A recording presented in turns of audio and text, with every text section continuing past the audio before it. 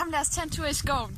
Jeg har lavet en hjemmeside her, og her har jeg så opsamlet al den information med de 8 forskellige hundeskov, der er her i Odense-området.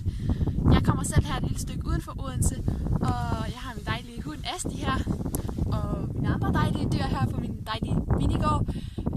Og her ovenover, der kan du se alle de forskellige hoteller, der er på et langt site, eller du kan bruge min search-knap herude til højre.